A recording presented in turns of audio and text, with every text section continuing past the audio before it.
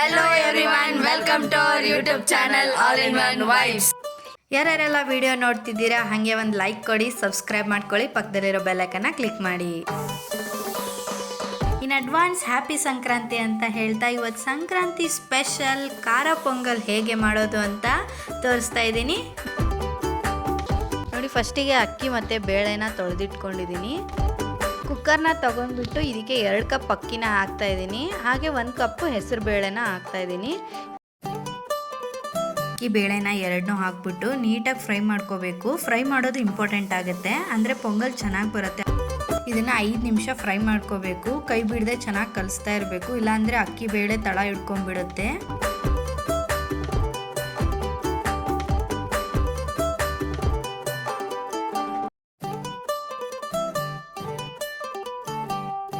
ಇವಾಗ ಇದನ್ನ ಚೆನ್ನಾಗಿ ಫ್ರೈ ಮಾಡ್ಕೊಂಡಿದ್ದೀನಿ. ಇದಕ್ಕೆ ಇವಾಗ ಅರಿಶಿನ ಹಾಕ್ತಾ ಇದ್ದೀನಿ, ಹಾಗೆ ಒಂಚೂರು ರುಚಿಗೆ ಉಪ್ಪನ್ನ ಕೂಡ ಹಾಕ್ತಾ ಇದ್ದೀನಿ.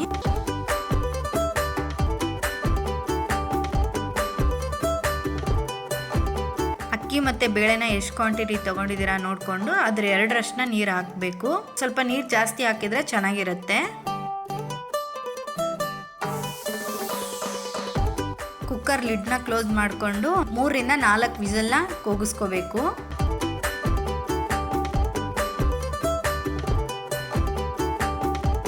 ನೋಡಿ, ಕುಕ್ಕರ್ ವಿಸಲ್ ಎಲ್ಲ ಹೋದ್ಮೇಲೆ ರೈಸು ಮೆತ್ತಗೆ ಚೆನ್ನಾಗಾಗಿದೆ.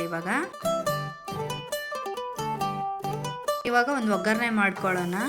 ಒಂದು ಪಾತ್ರೆನ ಇಟ್ಕೊಂಡ್ಬಿಟ್ಟು ಅದಕ್ಕೆ ನಾನು ಸ್ವಲ್ಪ ತುಪ್ಪನ ಹಾಕೋತಾ ಇದ್ದೀನಿ.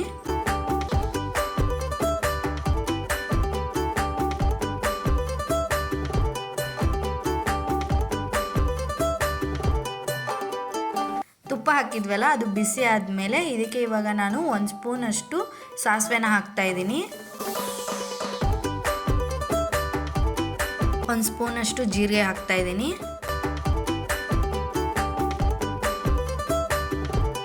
ಇವಾಗ ಒಂದು ಸ್ವಲ್ಪ ಕರಿಬೇವು ಹಾಕ್ತಾ ಇದ್ದೀನಿ.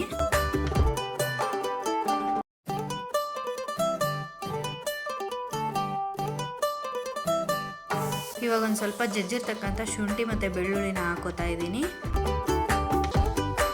ಹಾಗೆ 4 ಮೆಣಸಿನಕಾಯಿನ ಕಟ್ ಮಾಡ್ಕೊಂಡು ಹಾಕ್ತಾ ಇದ್ದೀನಿ. ಒಂದು ಸ್ವಲ್ಪ ಕಾಳು ಮೆಣಸು ಕೂಡ ಹಾಕ್ತಾ ಇದ್ದೀನಿ. ಖಾರ ನೋಡ್ಕೊಂಡು ಹಾಕಬೇಕು, ಇಲ್ಲಾಂದರೆ ಖಾರ ಜಾಸ್ತಿ ಆಗೋಗುತ್ತೆ. ಇದನ್ನು ಇವಾಗ ನೀಟಾಗಿ ಫ್ರೈ ಮಾಡ್ಕೊತಾ ಇದ್ದೀನಿ.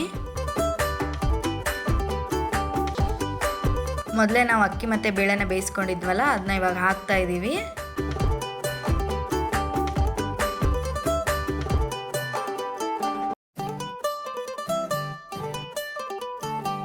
ಎಲ್ಲ ರೈಸ್ನ ಹಾಕ್ಕೊಂಡು ನೀಟಾಗಿ ಕಲಿಸ್ಕೊತಾ ಇದ್ದೀನಿ. ಇದನ್ನು ಹದ ನೋಡಿಕೊಂಡು ಇನ್ನೊಂಚೂರು ನೀರನ್ನ ಆ್ಯಡ್ ಮಾಡಿಕೊಂಡು ರೆಡಿ ಮಾಡ್ಕೋಬೇಕು.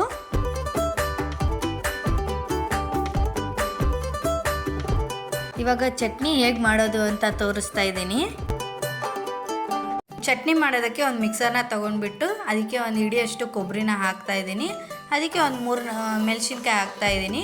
ಹಾಗೆ ಒಂಚೂರು ಬೆಳ್ಳುಳ್ಳಿ ಹಾಗೆ ಶುಂಠಿ ಕೂಡ ಹಾಕ್ತಾ ಇದ್ದೀನಿ. ಒಂಚೂರು ಜೀರಿಗೆ ಕೂಡ ಹಾಕ್ತಾ ಇದ್ದೀನಿ. ಹಾಗೆ ಒಂಚೂರು ರುಚಿಗೆ ಉಪ್ಪನ್ನ ಕೂಡ ಹಾಕ್ಕೊಂಡು ಮಿಕ್ಸಿ ಮಾಡ್ಕೋಬೇಕು.